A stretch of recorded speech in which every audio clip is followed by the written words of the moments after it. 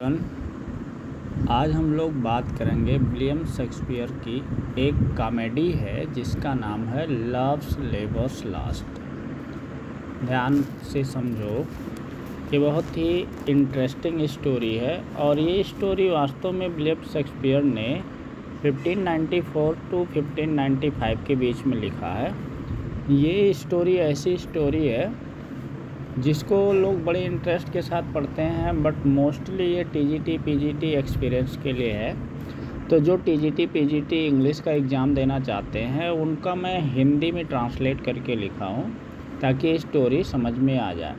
तो देखो, ये विलियम शेक्सपियर ने जो स्टोरी लिखा इसका नाम है लव्स लेबर्स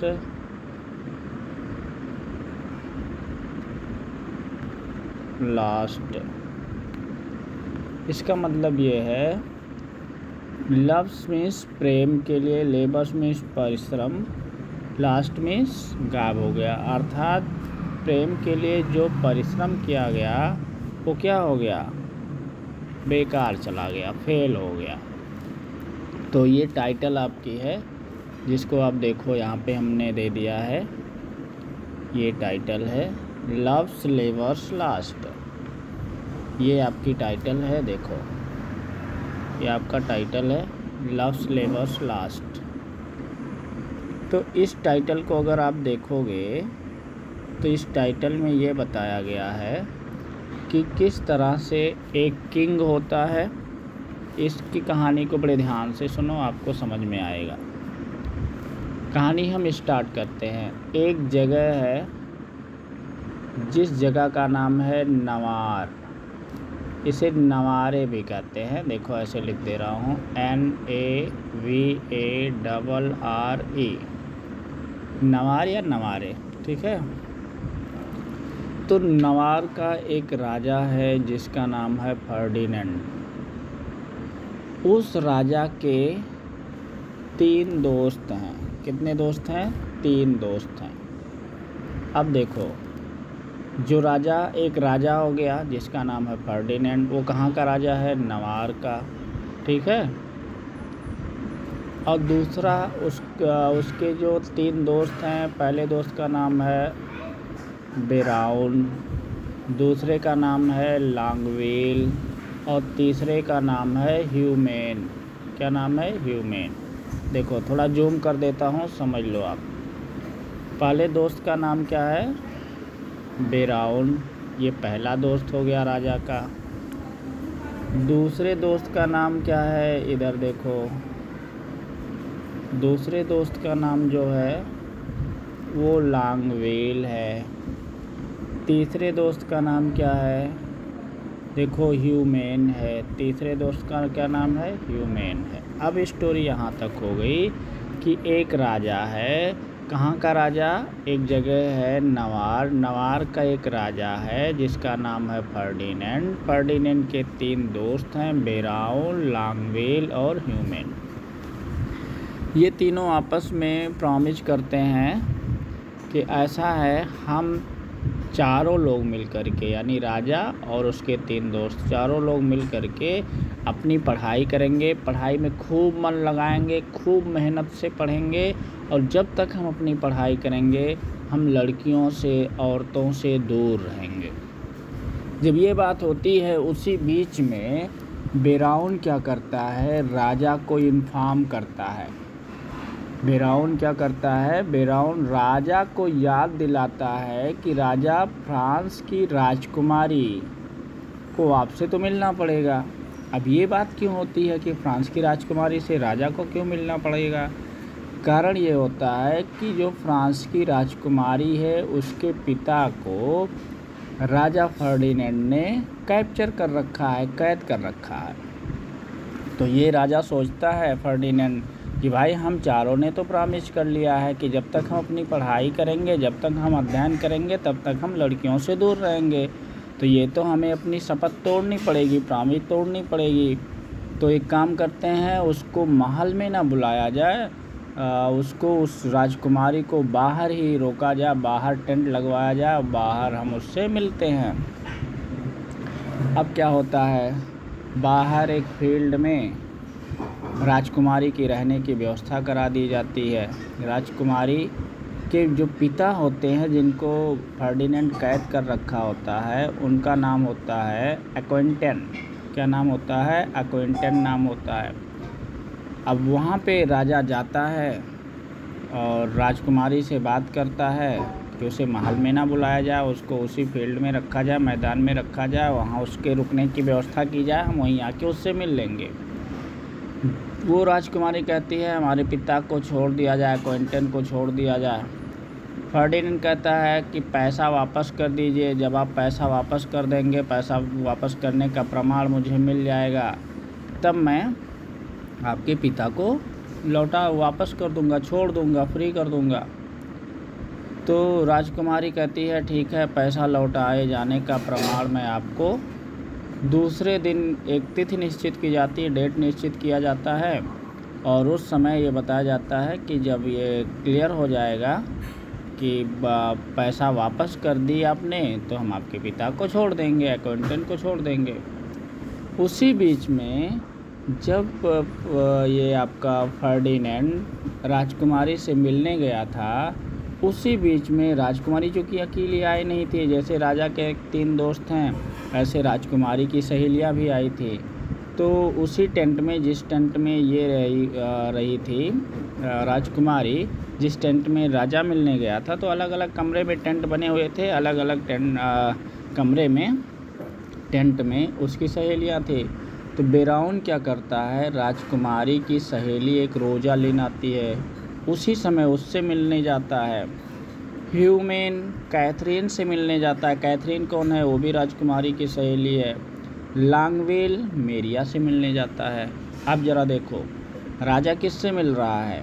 राजा मिलने गया है राजकुमारी से, चूँकि राजकुमारी की प्रॉब्लम कुछ है। प्रॉब्लम क्या है कि उसके पिता को फर्डिनेंड ने कैद कर रखा है, क्योंकि पैसा उसको, फर्डिनेंड का पैसा उसके पिता ने दिया नहीं था। राजकुमारी आती है और उसको ये इन्फॉर्म किया जाता है, और जब पैसा ये हो जाता कि ठीक है राजकुमारी पैसा दे देगी तो हम आपके पिता को वापस कर देंगे। उसी बीच में उसके तीनों दोस्त राजकुमारी की अलग अलग सहेलियों से मिलते हैं। लॉन्गवेल मेरिया से मिलता है, बेराउन रोजालिन से मिलता है और ह्यूमेन कैथरीन से मिलता है। अब क्या होता है, जब ये तीनों एक दूसरे से मिलते हैं तो ये तीनों राजकुमारियों की सहेलियां हैं। इस प्रकार राजा और उसके साथ आने वाले 3 व्यक्तियों का किसी न किसी की तरफ क्या हो जाता है, झुकाव हो जाता है। यानी झुकाव मतलब बेराउन रोजालिन के प्यार में फंस जाता है, ह्यूमेन कैथरीन के प्यार में फंस जाता है, लॉन्गवेल मेरिया के प्यार में फंस जाता है। राजा तो राजकुमारी के प्यार में फंस ही गया, जब राजकुमारी से मिला तो राजकुमारी को चाहने लगा। उसी के बीच में एक मैटर ये हो जाता है कि डल नाम का एक सिपाही कास्टर्ड नाम के आदमी को पकड़ कर लाता है, राजा के सामने रिपोर्ट करता है और ये कहता है कि ऐसा है, जो कास्टर्ड है वो जैकनेटा नाम की लड़की से बात कर रहा था और आपके राज्य में कोई लड़का किसी लड़की से बात नहीं कर सकता, ऐसा आपका रूल है। तो राजा क्या करता है, उसको सज़ा देता है। उसको सज़ा क्या देता, पनिशमेंट क्या देता है? कहता देखो, आटा चालने के बाद में जो चोकर निकलता है उससे और पानी से, इसी से आपको गुजारा करना पड़ेगा और आपको जीने के लिए कुछ नहीं मिलेगा। फिर क्या होता है, ये जब उसको सज़ा दी जाती है कि तुम्हें उस चोकर के चालन से और पानी से अपनी ज़िंदगी गुजारनी पड़ेगी और आपको कुछ नहीं मिलेगा, तो जैकनेटा को क्या किया जाता है, राजा ये तो आदेश देता है किसको, कास्टर्ड को, और जैकनेटा के लिए ऑर्डर देता है राजा कि तुम अरमाडो के देख रेख में रहोगे, क्योंकि अरमाडो ही वो अधिकारी था जिसने कास्टर्ड को भेजा था कि कास्टर्ड जैकनेटा किसको भेजा था, उस डल नामक सिपाही को भेजा था कि जो जैकनेटा है और कास्टर्ड ये दोनों एक दूसरे से बात कर रहे हैं। अब वापस समझो, यहाँ पे ये बात समझ में आनी चाहिए कि जो जैकनेटा है वो किससे बात कर रही थी? जैकनेटा तो कस्टर्ड से बात कर रही थी, लेकिन पकड़ाई जाती है, किसके द्वारा पकड़ाई जाती है? एक अधिकारी होता है जिसका नाम होता है अरमाडो। तो जब उसको दोनों को सज़ा सुना दी जाती है, किसको सज़ा सुना दी जाती है? कस्टर्ड को ये सज़ा सुनाई जाती है कि तुम अब आटे के चालन और पानी से अपना जीवन व्यतीत करोगे। जैकनेटा को सज़ा सुनाया जाता है कि तुम अब एक पार्क में कस्टर्ड के देखरेख में रहोगे। कस्टर्ड कौन है? एक अधिकारी है। अब क्या होता है, जो कस्टर्ड, यहाँ पे देखो, कस्टर्ड को तो आटे की चालन और पानी से गुजारना पड़ता। जैकनेटा को एक पार्क में अरमाडो की देखरेख में रखा जाता है। ये वापस ज़रा समझना इस बात को। अरमाडो जो कौन है? एक अधिकारी है। अब एक हफ्ते तक देखो आटा की चालन और पानी से गुजारा करना रहता है। किसको? इसको कस्टर्ड को। जैकनेटा किसकी देखरेख में है? अरमाडो की देखरेख में एक पार्क में है। अब अरमाडो को जैकनेटा से प्रेम हो जाता। ध्यान देना, जैकनेटा को पहले किससे प्रेम हुआ था? कस्टर्ड से। लेकिन अब कस्टर्ड को सज़ा सुना दिया जाता है, एक हफ्ते तक तुम आटा की चालन और पानी से गुजारा करोगे। और जैकनेटा को एक पार्क में बंद कर दिया जाता है। किसकी देखरेख में? अरमाडो की देखरेख में। अरमाडो जो कि एक अधिकारी होता है। अब जो अरमाडो होता है उसको जैकनेटा से प्रेम हो जाता है। अब ये अरमाडो क्या करता है? कस्टर्ड को लेटर लिखता है और कहता है ले जाओ तुम जैकनेटा को दे दो। अब कस्टर्ड के सामने देखो कितनी बड़ी मुसीबत आ गई। कस्टर्ड जो कि जैकनेटा से प्रेम कर रहा होता है, उसी कस्टर्ड को लेटर दिया जाता है अरमाडो के द्वारा कि ले जाओ तुम जैकनेटा को दे दो। अब वो चूँकि भाई कैद तो कर ही लिया गया था, उसको सज़ा मिली गई थी। जब कस्टर्ड उस लेटर को लेके निकलता है तो रास्ते में बेराउन भी अपना लेटर देता है कस्टर्ड को, ले जाओ तुम रोजालिन को दे दो।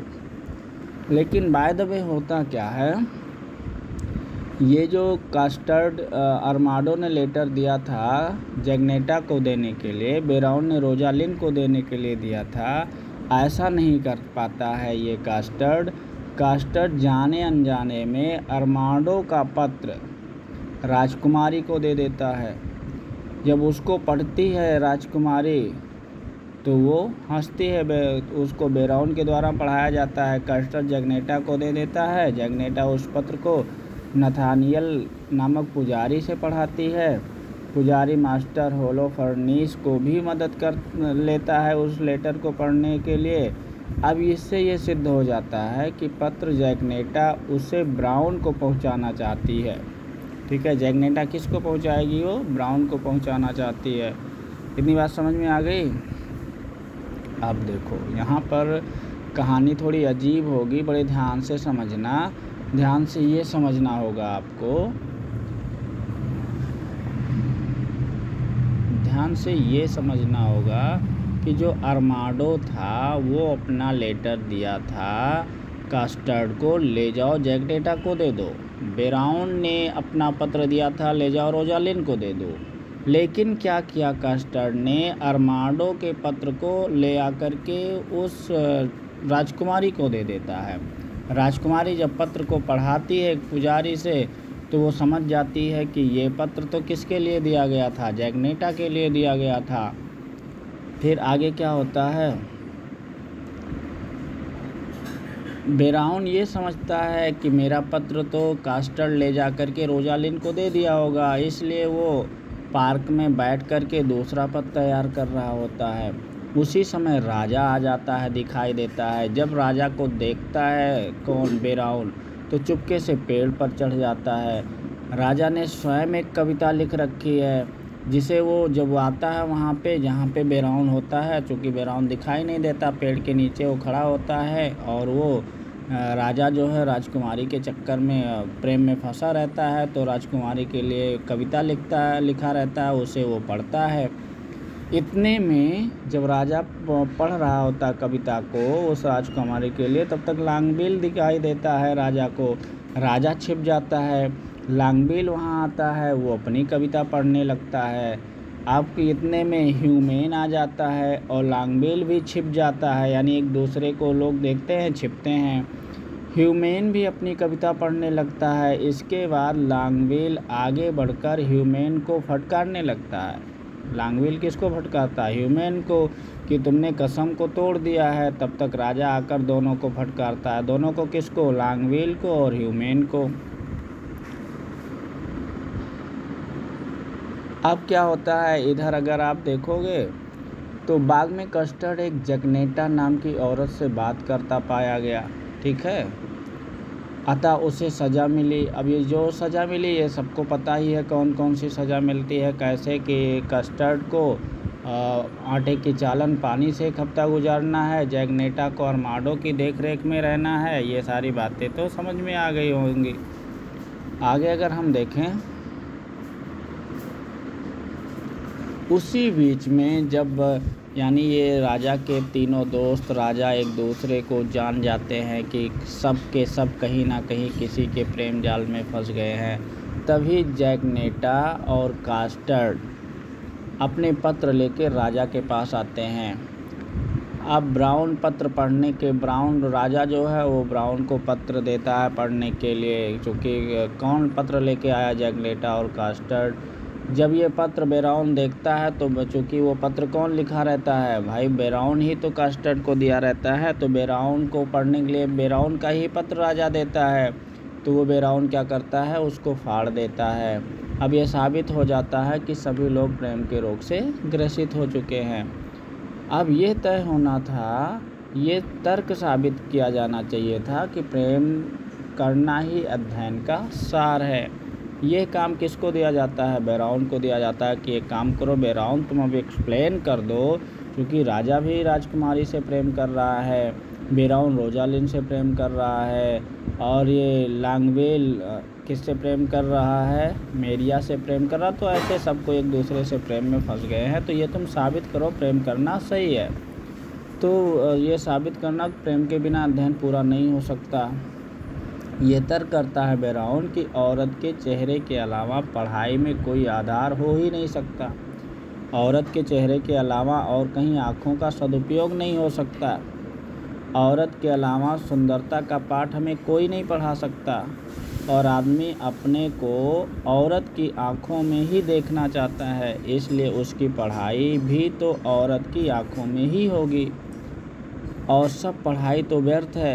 कान, जीभ, सभी अंग औरत के प्यार से ही सार्थक होते हैं। इसलिए अगर हम प्यार करेंगे तभी हमारी शपथ भी सार्थक रहेगी।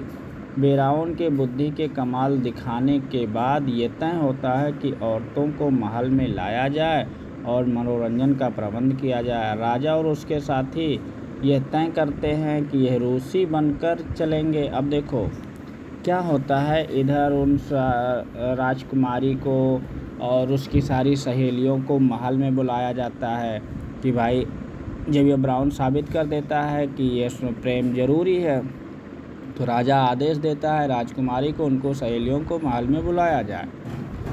तब तक क्या होता है, राजकुमारी के सामने ये राजा और उसके जो तीनों दोस्त हैं ये आपस में विचार बनाते हैं कि हम लोग रूसी बन कर के उनके सामने आएंगे, हम लोग अपने आप के चेहरे को छिपा लेंगे, यानी भेष बदल के जाएंगे उनके सामने।